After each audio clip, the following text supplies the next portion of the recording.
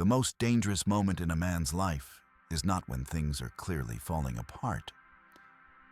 It's when everything looks fine, sounds right, and feels just believable enough to silence your instincts. She tells you she's different. She tells you loyalty matters more than anything. She tells you she could never cheat, and you want to believe her. I did too. Because hope is louder than reason when loneliness is involved. Because beauty has a way of muting warning signs. Because every man wants to believe he's the exception. I learned this lesson the hard way, and it cost me years. Here's the truth most men discover too late. When someone has to announce their loyalty, it's usually because it's already missing. Real loyalty doesn't need marketing. It shows itself quietly, consistently, without speeches. In this video, I'm going to walk you through the signs I wish I had understood earlier. Signs that don't lie. Signs men ignore. Signs that quietly predict a betrayal long before it happens. Before we begin, tell me where you're watching from and what time it is there right now. And if you value clarity over comfort, consider subscribing. I was 23 when I learned what men mean when they say they didn't see it coming. I saw it. I just chose not to look. I met her in the most ordinary way, which made what followed feel extraordinary. She stood out immediately. Not because she tried to, but because everything about her pulled attention without effort. The kind of woman who changes the temperature of a room. The kind that makes you recalibrate your standards in real time. I remember thinking, if I can hold this, my life will finally make sense. She noticed me. That alone felt like a reward. Conversation started light, then deepened quickly. She knew exactly what to say and when to say it. She spoke about loyalty with conviction, about how she despised men who lied, about how rare it was to find someone who still believed in commitment. She said she wasn't like other women. She said she wanted one man and peace. I believed her. Not because I was naive, but because I wanted to. There's a difference. Within weeks, my schedule bent around her. Friends saw less of me. Work became something I rushed through instead of built upon. Every choice quietly reorganized itself around proximity to her approval. I told myself this was passion. I told myself this was what commitment felt like in the beginning. The signs were there early, subtle but consistent. Her phone never left her hand. Conversations would pause mid-sentence when it buzzed. She had stories about men who were just friends, always spoken with a half smile, never with detail. When I asked simple questions, she answered, but never completely. Just enough to close the topic. I noticed how often she needed reassurance. Not from me specifically, but from the world. Compliments didn't land unless they came from multiple directions. Praise from one source seemed to expire quickly. When attention slowed, she became restless, irritable, distant. I told myself this was insecurity, that patience would solve it, that consistency would calm her. 6 months in the illusion collapsed in one afternoon. No dramatic confrontation, no shouting, just information arriving calmly like paperwork being filed. I found out she had been seeing 3 other men. Not one mistake, not a lapse, a system. Each of us told a similar story. Each of us made to feel chosen. Each of us convinced we were the exception. What surprised me wasn't the betrayal. It was the clarity that followed. Once the truth was visible, the past rearranged itself instantly. Every moment that confused me before now made sense. Every hesitation, every inconsistency, every unexplained absence. Nothing was random. Nothing was accidental. The painful part wasn't that she lied. It was that I helped her do it by ignoring my own perception. I spent weeks replaying conversations, searching for the moment I should have known. The answer was uncomfortable. I always knew. My body knew before my mind caught up.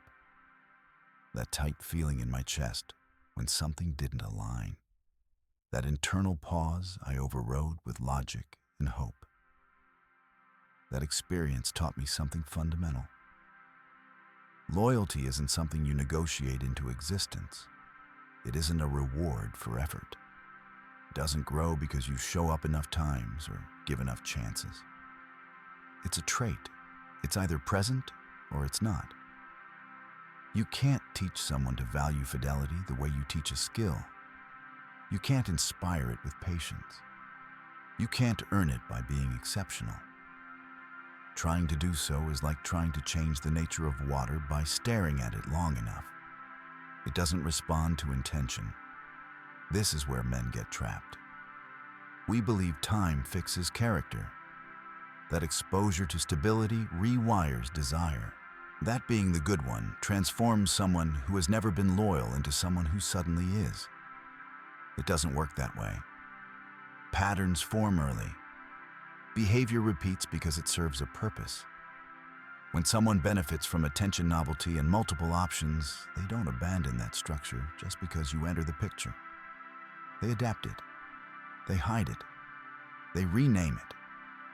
But they keep it. Every woman will tell you she's loyal. Words are cheap. Loyalty is expensive. It costs options.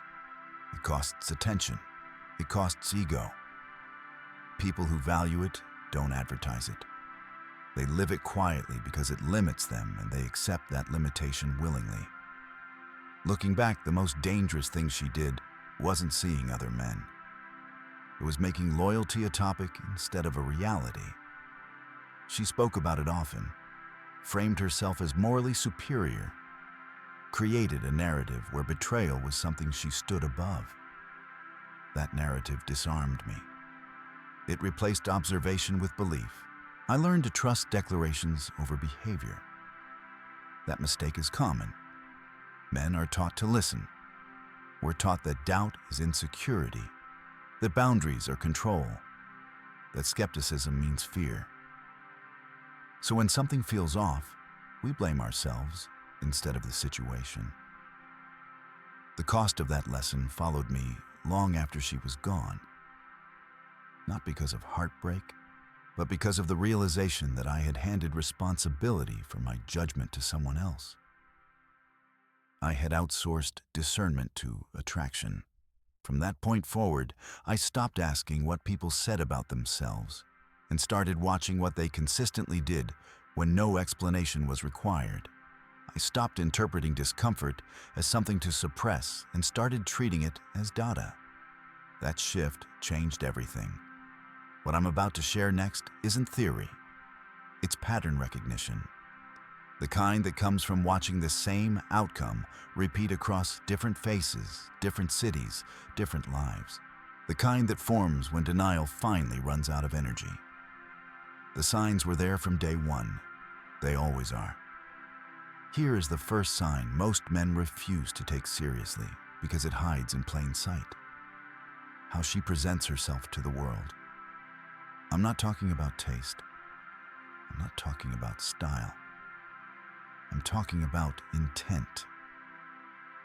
When a woman consistently dresses like she's advertising something that's exactly what she's doing. Short skirts that leave nothing to imagination. Necklines cut so low they demand attention. Clothes so tight they turn movement into a display. This isn't self-expression. It's signaling. And signaling is always directed somewhere. Men like to lie to themselves here. They repeat the same line she gives them. I dress for myself. That sentence has ended more relationships than infidelity ever did. Nobody spends hours getting ready, tolerates physical discomfort, and engineers maximum visibility for themselves alone. People do that to be seen. And when someone needs to be seen by everyone, being seen by one person will never be enough. I learned this watching another woman later on. I'll call her Sarah. Sarah didn't dress provocatively once in a while. She dressed that way everywhere.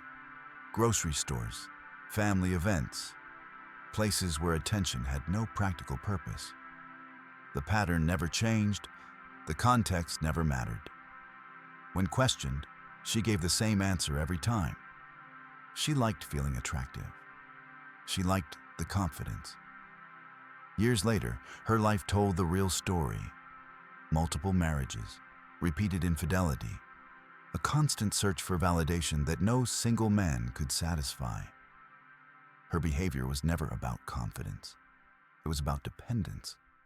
She needed external affirmation the way some people need oxygen. That dependency doesn't disappear in a relationship. It intensifies. When a woman is used to drawing energy from multiple sources of attention, commitment feels like starvation. One man becomes insufficient not because he lacks anything, but because the system she built requires variety to function. This dynamic extends seamlessly into social media. If her online presence looks like an audition instead of a life, pay attention. If every photo is designed to provoke reaction, if every post invites commentary from strangers, if she replies to messages from men she doesn't know with enthusiasm and symbols that carry meaning, you're not her partner. You're her current placement. She isn't cultivating intimacy. She's cultivating an audience. I watched a friend learn this lesson in real time. Successful, disciplined, confident. He showed me his girlfriend's profile as if it were a trophy. Endless photos engineered for attention. Hundreds of comments from men who would gladly replace him if given the chance. She comes home to me, he said. I didn't argue. I didn't need to. Time handled it for me. 3 months later, she was coming home to someone else. Not because he failed, but because when you market yourself to everyone, someone eventually makes a better offer. That isn't cynicism, it's probability. Advertising creates options. Options erode loyalty. Now comes the sign that men romanticize the most and regret the longest. Her past. If she was reckless before you, she will be reckless after you. People don't wake up one morning transformed by proximity to a relationship. They adapt. They suppress. They pause. But the underlying appetite remains. When a woman speaks about her wild phase with nostalgia in her eyes, listen carefully. That isn't history. That's longing. Desire doesn't vanish just because it's inconvenient. It waits. I consulted once with a man who believed he had reformed someone. She told him she had changed, that she had grown, that she was done with that life. He believed her because he wanted to believe he was the turning point. 2 years into their marriage, he came home early from a business trip. He found her with 2 men from that same past she claimed was buried. Her explanation was simple. She needed to feel young again. The party never ends. It just changes locations. This isn't moral judgment. It's neurological reality. The brain learns what it repeatedly practices. Years spent chasing novelty, pleasure, and stimulation wire the nervous system for intensity. Calm becomes dull. Routine becomes suffocating. Stability becomes invisible. And who represents stability more than a long-term partner? You do. Those brain patterns formed at 19, 20, 21 don't dissolve because life gets serious. They get overridden temporarily, covered with responsibility, painted over with promises. But stress strips paint. Conflict strips paint. Boredom strips paint. One difficult season is enough to bring it all back. Suddenly, she needs space. Suddenly, she reconnects with old friends. Suddenly, she wants nights out that don't include you. Suddenly, there are apps on her phone she never mentioned. The party girl doesn't disappear. She hibernates. And you never know what season will wake her. Another sign men misunderstand completely is her social circle. If she has more male friends than female friends, don't debate it. Don't rationalize it. Don't explain it away. Run. Women understand women. When women keep their distance from her, there is a reason. When men surround her, there is also a reason. Those men aren't friends. They're contingencies. Every message from them is validation. Every compliment is reinforcement. Every invitation is an exit strategy if life with you ever becomes predictable. Men call it friendship. She calls it insurance. A loyal woman understands boundaries instinctively. She doesn't need them explained. She doesn't maintain emotionally intimate connections with other men while claiming commitment to one. She doesn't text male friends late at night. She doesn't accept invitations that exclude you. She doesn't keep doors open out of habit. The ones who do know exactly why they do it. These men aren't subtle. They comment on her photos. They check in emotionally. They position themselves close enough to step in. And she allows it, encourages it, maintains it. Ask yourself one question. What purpose do these relationships serve that you don't? The answer is simple. Escape, validation, replacement. And she doesn't hide it because she doesn't see it as wrong. In her mind, she's just being friendly, just being social, just keeping options. This is not innocence. It's strategy. The mistake men make is assuming loyalty is a decision someone makes after commitment. In reality, loyalty is a filter someone uses before commitment. It determines who they let close and who they keep at a distance. If she never filtered before you arrived, she won't start now. What you're seeing isn't potential, it's precedent, and precedent predicts outcome. There is another pattern that reveals itself quietly, usually wrapped in a sympathetic story. Every ex was terrible. Every relationship failed because the other person was broken, controlling, narcissistic, abusive. She loved too much. She tried too hard. She was always the victim. At first, this sounds like honesty, vulnerability, trauma. It isn't. It's a blueprint. When someone takes zero responsibility for their past, they are telling you exactly how they will explain their future. Accountability doesn't suddenly appear when circumstances change. It's a habit, and habits don't turn on overnight. Listen carefully to how she tells these stories. Notice what's missing. There is no reflection, no admission of poor choices, no recognition of patterns. Just a sequence of villains and her standing in the center, wounded but blameless. That narrative serves a purpose. It preloads your guilt. When problems appear later, and they will, you'll already know your role. You'll be the next man who didn't understand her, the next one who failed to show up emotionally, the next chapter in a story that always ends the same way. I watched this happen to my cousin. He met a woman who spoke about 3 abusive exes, each story more dramatic than the last. He believed he would be different. He believed patience and stability would heal her. 2 years later, she was sleeping with his best friend. When confronted, she framed it as survival. She needed support. She was triggered. She was healing. By the time the story reached other people, he was emotionally abusive, cold, neglectful. She didn't cheat. She coped. This is how betrayal hides inside justification. A woman who lives in victimhood never feels responsible for the damage she causes.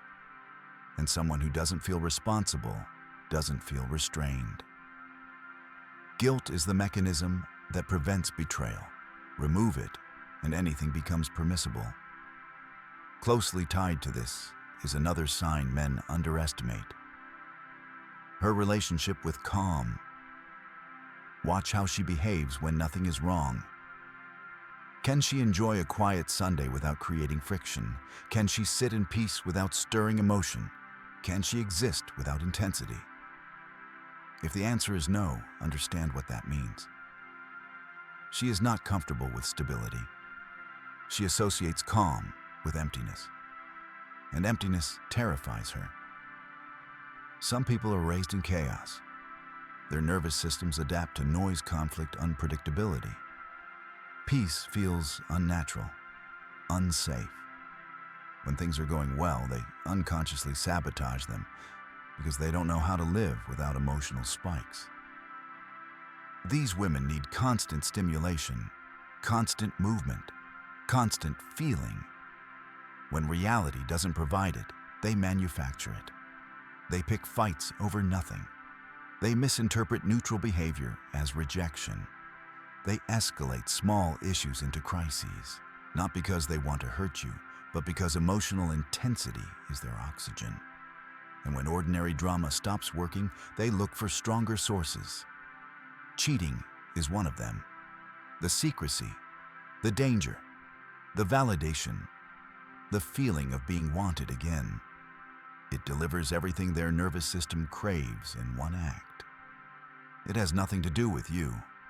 You could be attentive, loyal, present, and it would still happen. Not because you failed, but because you were stable. I remember a couple who had been together 5 years. Solid relationship. Predictable routines. Financial security. No major conflicts. She cheated with her personal trainer. When asked why, she said one sentence that explains everything. I felt dead inside.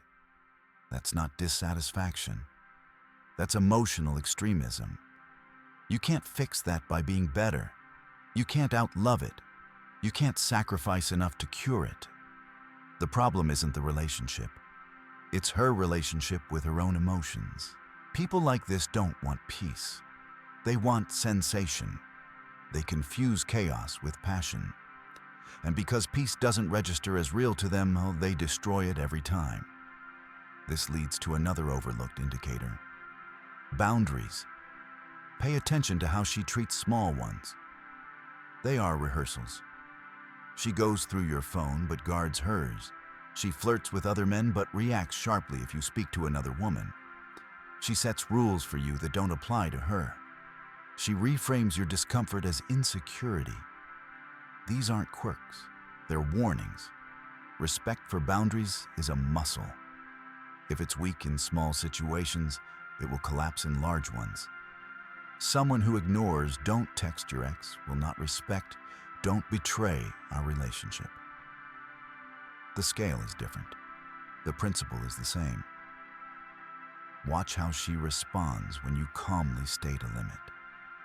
Does she adjust? Does she dismiss it? Does she test it? Does she turn it into an accusation? Her response tells you everything. A woman who respects you doesn't need to argue against your boundaries. She either shares your values or she doesn't. When values align, limits feel natural. When they don't, limits feel offensive. And finally, there's the sign men confuse with romance. Speed. She says "I love you" early, wants commitment immediately, pushes for intensity before trust has time to form, talks about forever while still learning your habits. This isn't depth, it's urgency. People who attach instantly detach just as quickly. They aren't bonding with you. They're bonding with relief, with distraction, with the idea of not being alone. These women don't know how to exist without a relationship. They move from one to the next like stepping stones across water. There is always overlap, always a transition plan. They don't leave until the next option is secure. While she's with you, she's already scanning for the next platform. Men mistake this for being chosen. They think speed means significance. It doesn't. It means availability. You aren't special. You're present. She was intense with the last man. She'll be intense with the next. You're interchangeable because the attachment isn't about you. It's about filling a void. Loyal women move slowly. They observe. They choose deliberately. They don't rush because they aren't afraid of being alone. They don't need a relationship to regulate themselves. When someone needs you, immediately ask why. Because need is not the same as commitment, and need always expires. There is a behavior that quietly poisons loyalty long before betrayal ever happens. Comparison. It rarely starts loud. It slips in disguised as observation. Casual remarks, offhand comments that seem harmless until you notice the pattern underneath them. She mentions how her ex was taller, how her friend's boyfriend makes more money, how some guy at work really listens. She frames it as conversation, but it isn't. It's measurement. She is always measuring. A loyal woman doesn't do this. Not because she believes her partner is perfect, but because she has already decided. Choice closes the door. Comparison keeps it open. When someone constantly evaluates alternatives, commitment becomes provisional. You are never the choice. You are the current one. At first, the comparisons feel abstract. They don't involve real people, celebrities, hypotheticals, men you'll never meet. Then they get closer. A coworker, a mutual friend, someone with access. That's when comparison becomes preparation. I've watched this progression more times than I can count. It always follows the same arc. Admiration, then dissatisfaction, then justification. By the time betrayal happens, the story has already been written. The comparison simply gave her permission. She didn't betray you suddenly. She replaced you gradually. Another sign that runs parallel to this is secrecy, not privacy. Secrecy. Privacy is normal. Secrecy is intentional separation. Her phone is locked down like a vault. Notifications are hidden. Apps appear that you've never seen before. Conversations stop when you walk into the room. Entire parts of her life exist without you. When asked, she calls it independence, space, boundaries. It isn't. People compartmentalize when they have conflicting roles. When who they are with you doesn't match who they are elsewhere. Loyal women don't need compartments. Their life is integrated because there's nothing to manage. I worked with a man once whose girlfriend insisted on having a separate work phone. He respected it, trusted her, didn't ask questions. That phone wasn't for work, it was for dating. A parallel identity she maintained quietly while appearing committed. He didn't discover infidelity. He discovered a second life. That doesn't begin with cheating. It begins with justification. I deserve privacy. Privacy becomes concealment. Concealment becomes deception. By the time the truth surfaces, the structure has been there for a long time. Then there's the strongest predictor of all. The one people argue against because it's uncomfortable. Past behavior. Men want to believe in transformation, reinvention, redemption through love. It's a comforting story. It also ignores reality. People don't change their values. They change their strategies. If she cheated before she's capable of cheating again. If she was comfortable being the other woman, she will be comfortable betraying you. If she destroyed relationships in the past, she will not suddenly protect yours. Age doesn't remove capacity. It refines it. A woman who betrayed at 20 can betray at 30. The difference is competence. She's more careful, more selective, more convincing. The act stays the same. The packaging improves. Listen to how she talks about her past. Notice the framing. It was different. It never is. When she says she didn't know, she did. When she says she's grown, ask what changed. Not what she feels, what she does. Growth has evidence. Patterns shifting, boundaries appearing, choices narrowing. Most of the time, what people call growth is just camouflage. Trying to build a loyal relationship with someone who has never been loyal is like building a house on unstable ground. You can invest time, energy, resources, but the foundation will eventually give way. Not because you built poorly, but because the base was compromised from the start. At this point, some of you are recognizing what you're living. Your stomach tightens. Your mind starts negotiating. You list exceptions. You reinterpret events. You search for reasons this doesn't apply to you. That reaction is normal. It's also dangerous, because denial feels protective in the moment, but it compounds pain over time. The longer you ignore reality, the more invested you become. And the more invested you are, the harder it is to leave. Here's the part most men don't want to accept. You can't love someone into loyalty. You can't behave someone into fidelity. You can't sacrifice enough to make someone value what they've never valued. The solution is not to fix her. The solution is to choose differently. That requires something many men avoid: being alone, sitting with emptiness, letting go of intensity, releasing the need to be chosen by someone unstable. Most men don't stay because they're happy.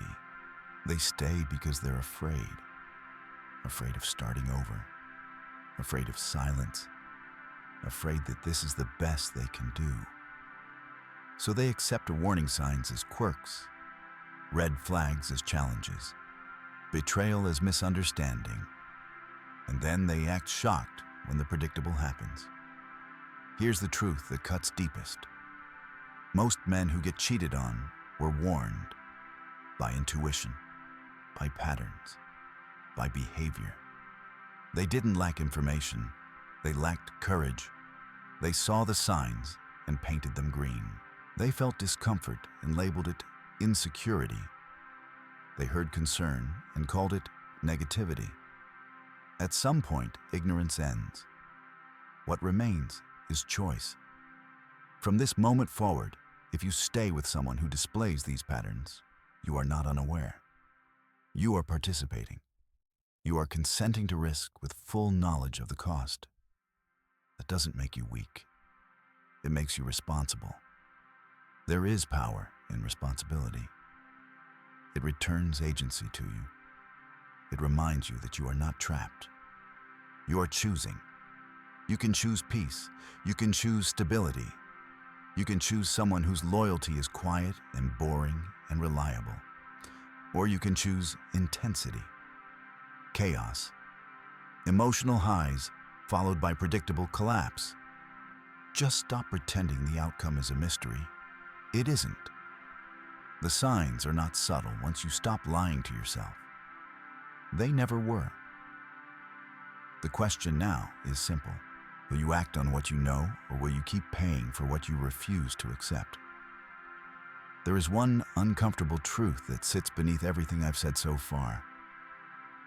Most men don't end up with disloyal women by accident. They are drawn to them, not consciously, not proudly, but consistently. The patterns repeat because something inside the man responds to chaos as if it were chemistry. Instability feels exciting. Intensity feels meaningful. Pain feels like proof that something real is happening. And peace, real peace, feels empty. I had to confront this in myself before any of this made sense. After that first betrayal, I told myself I would be more careful, smarter, more selective. And on the surface I was. I asked better questions. I listened more closely. I moved slower. But I still found myself gravitating toward the same type of woman, just packaged differently. Different face, same structure. What I eventually understood is this: disloyal women don't just tolerate chaos, they generate it. And men who grew up equating emotional volatility with connection mistake that chaos for intimacy.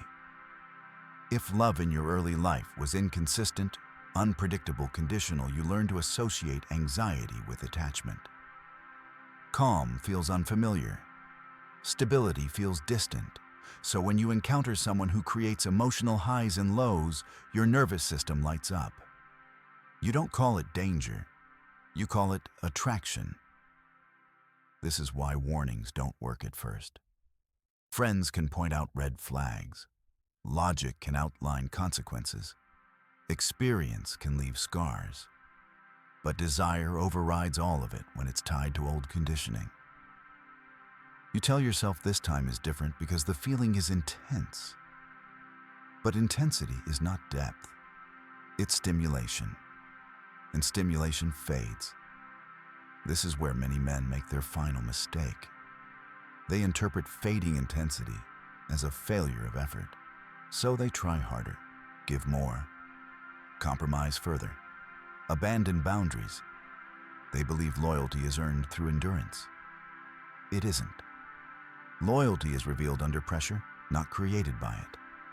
Watch what happens when life becomes ordinary, when work is routine, when excitement slows, when novelty disappears. This is when character surfaces. A loyal woman becomes steadier, more grounded, more invested. She builds. She protects what she chose. A disloyal woman becomes restless, irritable, dissatisfied. She starts scanning again. Not because you changed, but because the environment stopped feeding her need for stimulation. This is the phase men often misinterpret as something they caused. They think they became boring, predictable, too safe. The truth is simpler. Safety was never what she wanted. Some people crave intensity because it distracts them from themselves. Silence forces reflection. Calm exposes emptiness. And emptiness feels unbearable to those who never learned how to sit with it. So they fill it with attention, with conflict, with secret connections, with emotional affairs that eventually turn physical. This is why disloyalty often appears suddenly to the man experiencing it, but not to the person committing it. For her, the transition was gradual. Emotional disengagement happened quietly. Comparison happened privately. Justification happened internally. By the time the act occurred, the decision had already been made. Men often ask why betrayal seems so easy for some women. The answer isn't cruelty, it's detachment. When someone doesn't anchor their identity to values, only to feelings, loyalty becomes conditional. As long as she feels something, she stays. When the feeling fades, she leaves, or cheats, or both. Values remain when feelings change. People without them drift. This leads to another critical realization. Many men are not afraid of betrayal itself. They are afraid of confirmation. They sense something is wrong, but they avoid confronting it because doing so would force a decision. And decisions require action. Leaving, ending things, being alone, starting over. So they wait. They wait for certainty, for proof, for a moment so clear it removes all doubt. But by the time that moment arrives, the damage is already done. Certainty is expensive. It costs time, dignity, self-respect. Clarity usually arrives early. We just don't trust it. I learned to stop asking whether a woman could betray me and start asking a different question. Does her lifestyle require multiple sources of validation? Does her sense of self collapse without attention? Does she respect peace or disrupt it? Does she integrate me into her life or isolate me from parts of it? These questions don't require suspicion. They require observation. Disloyalty doesn't announce itself. It organizes itself quietly, through habits, through priorities, through patterns that repeat regardless of who the partner is. And here's where responsibility comes back into focus. Once you see these patterns, you can't unsee them. You can choose to ignore them, but you can't claim surprise later. Awareness removes innocence. That's not condemnation, it's empowerment. Because responsibility means choice, and choice means freedom. You're not obligated to save anyone. You're not required to endure chaos to prove your worth. You're not weak for walking away from instability, even if it feels familiar. Familiar does not mean safe. Many men confuse loneliness with failure. They stay in destructive relationships because the alternative feels like emptiness. But emptiness is temporary. Betrayal reshapes you permanently if you let it. Being alone gives you space to recalibrate your standards, to rebuild your nervous system, to learn what calm actually feels like when it's no longer interpreted as boredom. This is the work most men avoid, and it's why the same lesson repeats until it's learned. I don't say any of this from a place of bitterness. I say it from clarity, from watching the same outcome play out across different lives, from recognizing my own patterns before trying to judge anyone else's. The world is not short on disloyal people, but it is full of men who keep choosing them because they mistake excitement for meaning. If you want a different outcome, you need a different metric. One that values consistency over intensity, character over chemistry, peace over passion. Those choices feel dull at first. They don't activate old wounds. They don't create emotional spikes. They don't feel like a movie. They feel quiet. And quiet is where loyalty lives. There's a moment in every unhealthy relationship when the rules stop making sense. Not because they were unclear, but because they were never meant to be equal. She demands access to your phone, questions your interactions, monitors your tone. But when you ask for the same transparency, she calls it control. She flirts openly, then accuses you of insecurity for noticing. She sets boundaries for you that she refuses to follow herself. This isn't confusion, it's entitlement. Men often excuse this behavior as emotional sensitivity, trauma, past hurt. They believe patience will balance it out. It won't. Double standards don't soften with time, they harden. Boundaries are not about control, they are about respect. And respect is consistent. If someone cannot honor a small boundary, they will not honor a large one. Fidelity is not a separate category. It is the final expression of the same discipline. Watch how she reacts when you calmly state what you are and are not comfortable with. Does she listen? Does she adjust? Or does she minimize, mock, or reverse the blame? The way someone responds to limits tells you whether they see you as a partner or an obstacle. A woman who respects you doesn't need to test your boundaries. She shares them. A woman who sees boundaries as threats is not planning to protect the relationship. She's planning to navigate around it. Another sign that reveals itself early is speed, not momentum. Speed. She pushes intimacy before trust forms, talks about the future before understanding the present, wants commitment before compatibility has been established. She acts as if time itself is an inconvenience. Men interpret this as desire, as certainty, as proof of connection. It isn't. It's urgency. Urgency comes from fear. Fear of being alone. Fear of stillness. Fear of emptiness. These women don't attach to people. They attach to roles. Girlfriend, wife, partner.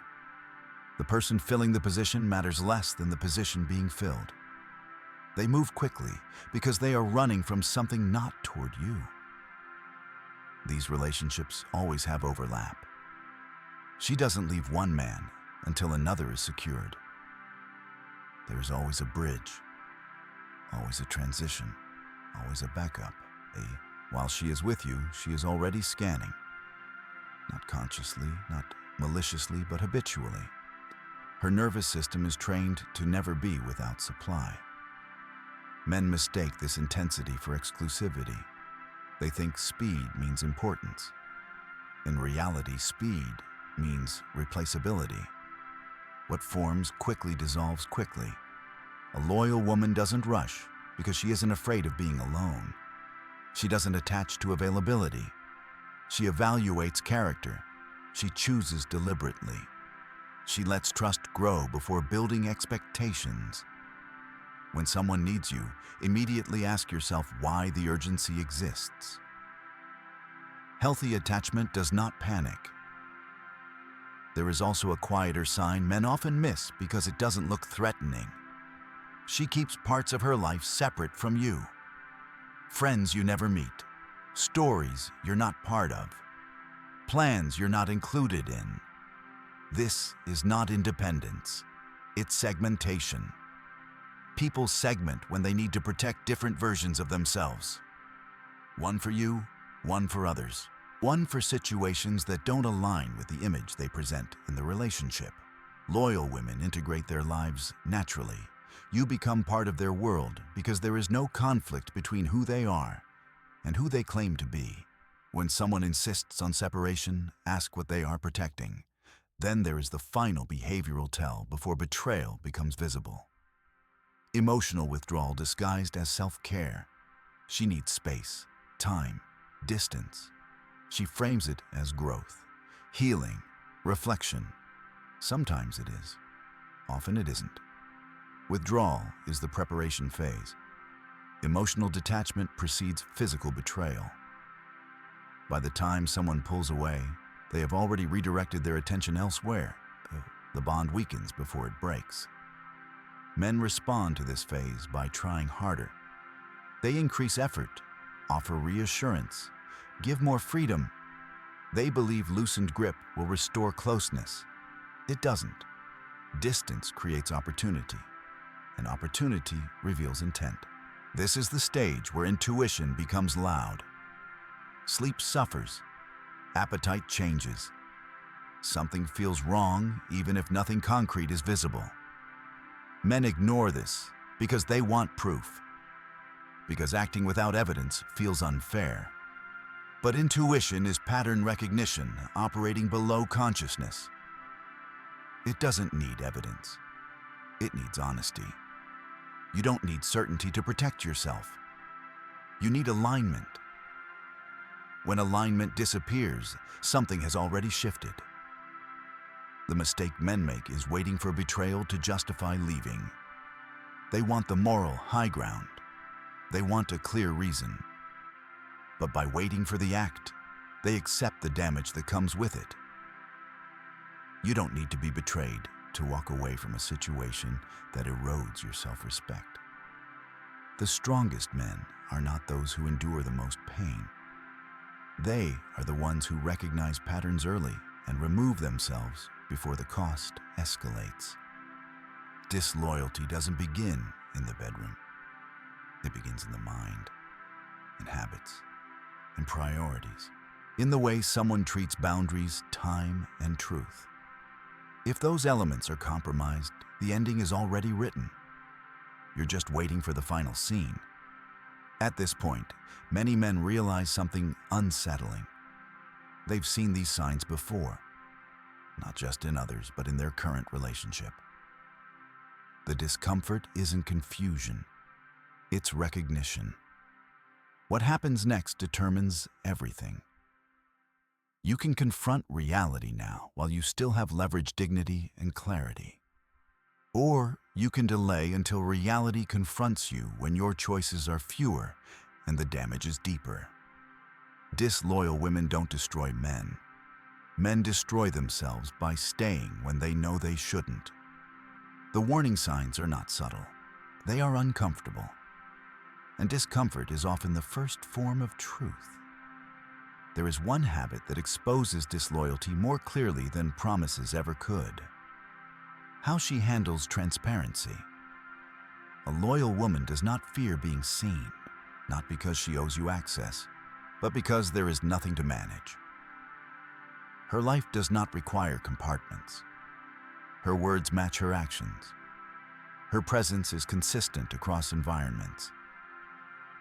A disloyal woman, on the other hand, guards information selectively. She decides what version of herself you're allowed to see. She controls access, not to protect herself, but to protect contradictions. Her phone becomes an extension of this control.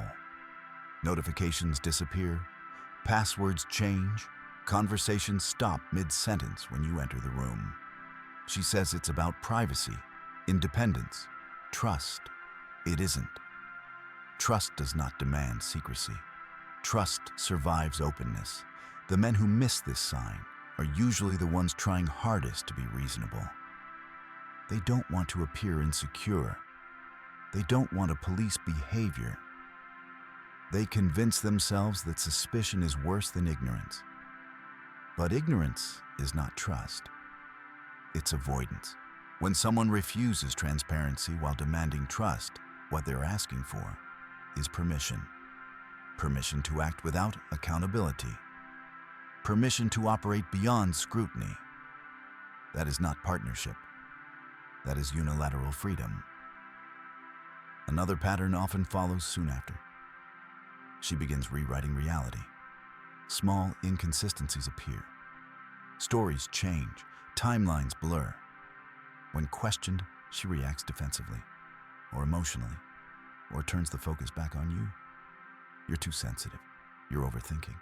You're projecting. You're controlling. These responses are not explanations.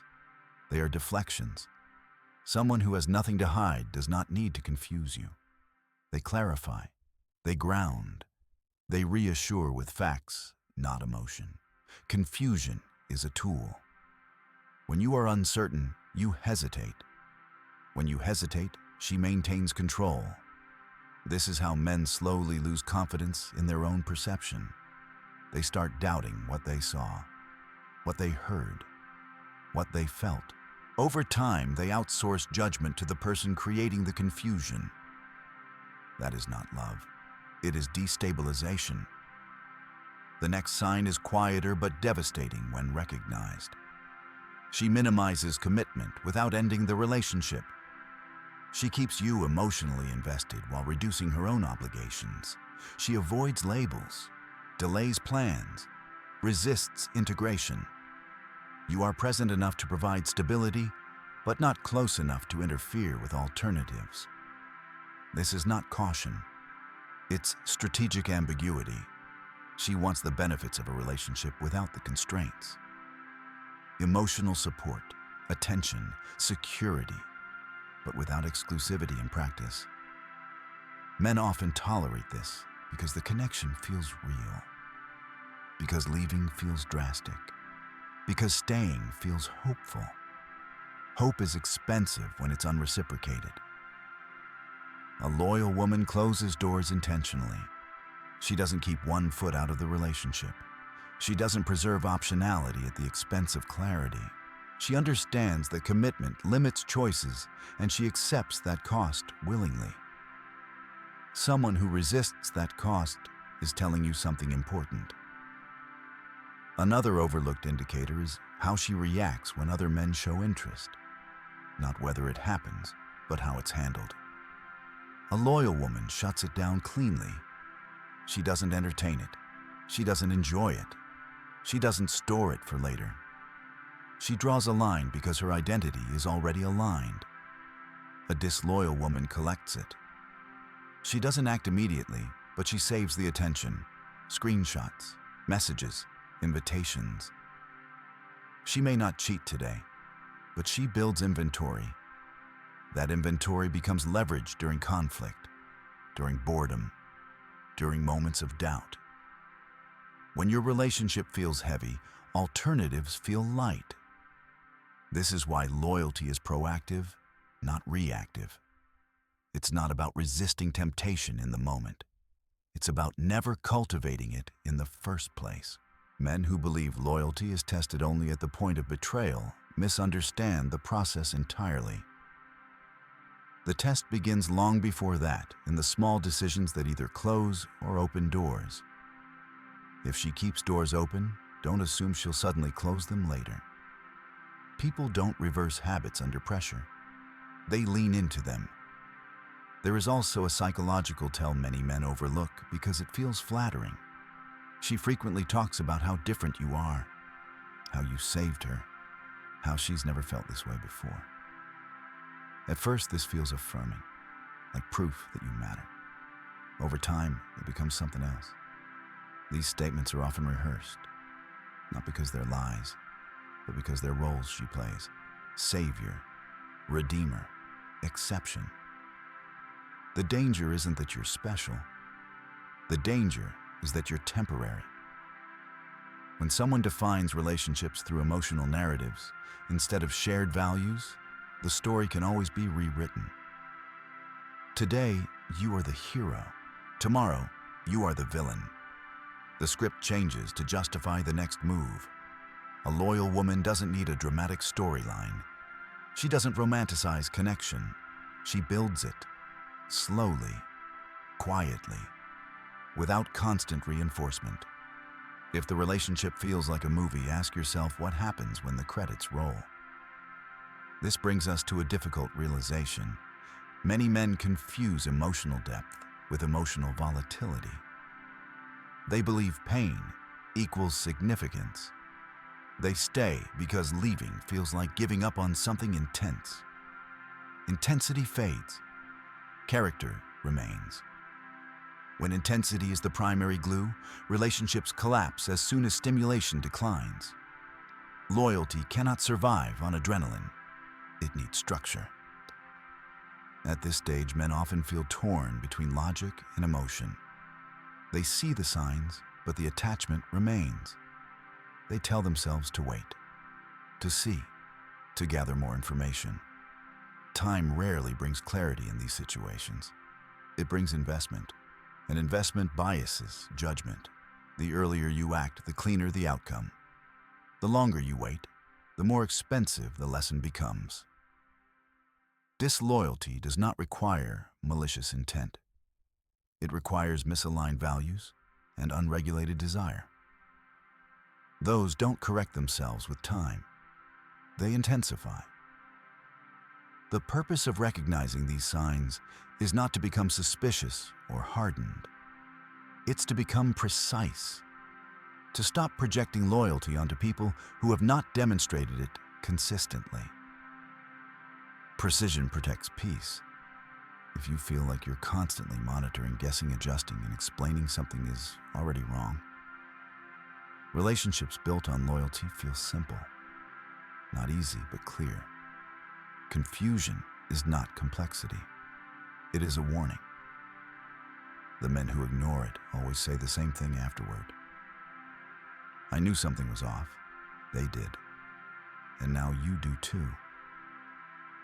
There comes a point when denial is no longer ignorance. It becomes maintenance. By now, the signs are not isolated behaviors. They form a system, a structure that protects her access to attention options and escape. What remains is the final realization most men resist until the cost becomes unavoidable. The problem was never confusion. It was hope. Hope that time would soften her. Hope that commitment would anchor her. Hope that love would change the rules she had always lived by. Hope keeps men invested long after evidence is spoken. At this stage, many men tell themselves a dangerous story. As long as she hasn't cheated, nothing has happened. This belief ignores how betrayal actually forms. Cheating is not the beginning. It is the conclusion. Long before the act, loyalty erodes in silence. She stops including you in her future. Plans become vague. Conversations about direction feel evasive. You sense resistance where there used to be cooperation.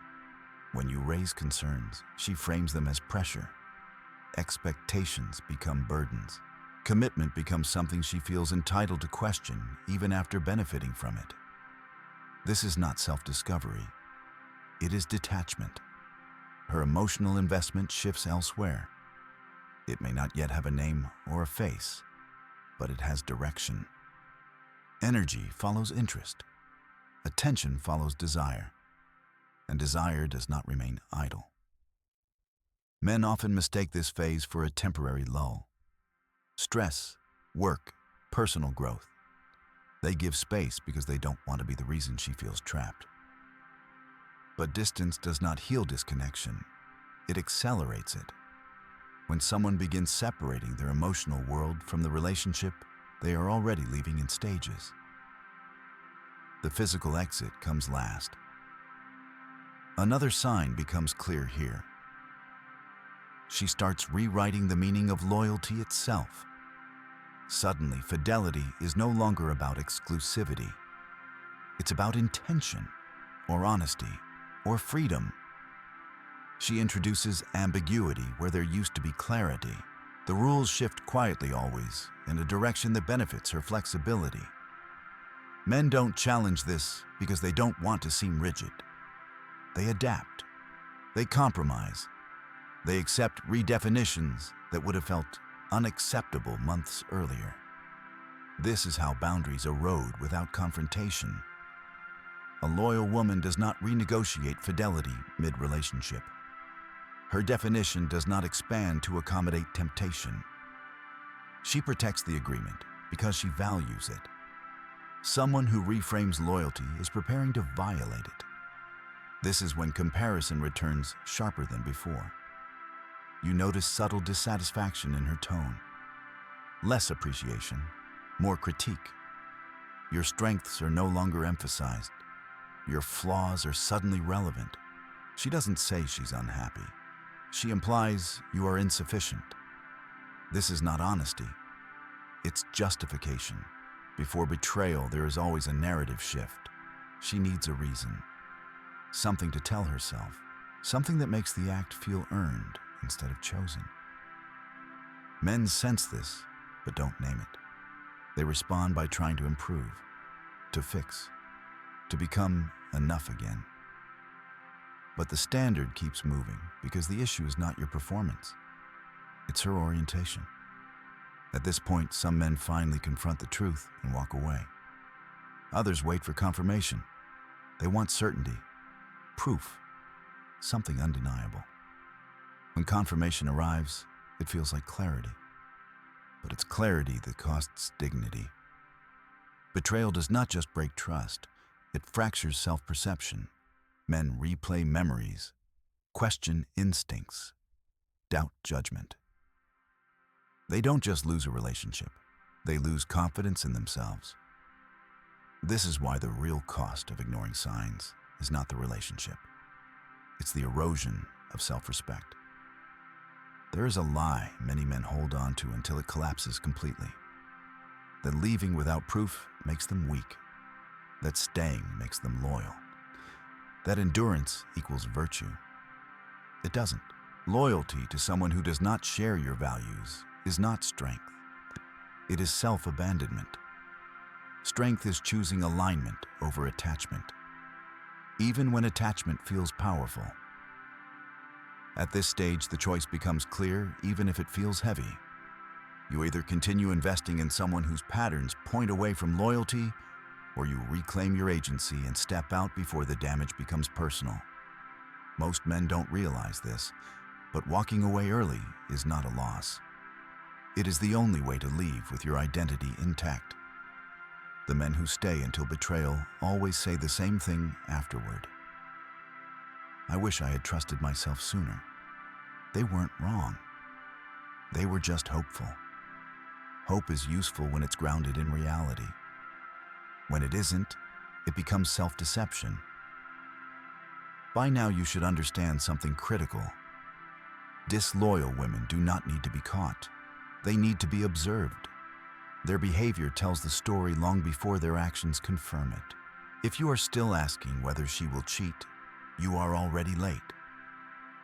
The better question is whether you will stay when you know the direction she is moving.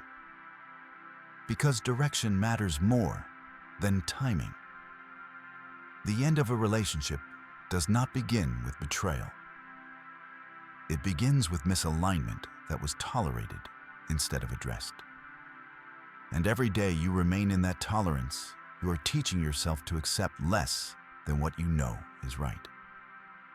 This is the quiet cost no one talks about. The loss is not her. The loss is you. There is one lesson underneath everything you've just heard, and it has nothing to do with women dating or betrayal. It's about self-respect. Most pain in life does not come from what others do to us. It comes from what we allow after we already know the truth. From the moments when our intuition speaks quietly and we choose to drown it out with hope. From the times we sense misalignment, but stay because leaving feels uncomfortable, lonely, or frightening. The hardest part of maturity is accepting that clarity often arrives early, but courage arrives late. We don't suffer because we didn't know. We suffer because we didn't act when we knew. A meaningful life isn't built by chasing intensity or proving your worth to people who don't value it. It's built by choosing environments, relationships, and paths that don't require you to betray yourself just to belong. Peace will never feel as exciting as chaos at first. But peace compounds. Chaos always collects interest. Being alone is not failure. Staying where you are, disrespected is. Walking away from what harms you is not weakness, it's alignment. And alignment is where confidence, clarity, and stability begin. If this resonated with you, I'd like to hear from you. Tell me in the comments what part of this made you pause, or what lesson you're carrying forward from your own life. And if you value conversations that prioritize truth over comfort, consider subscribing.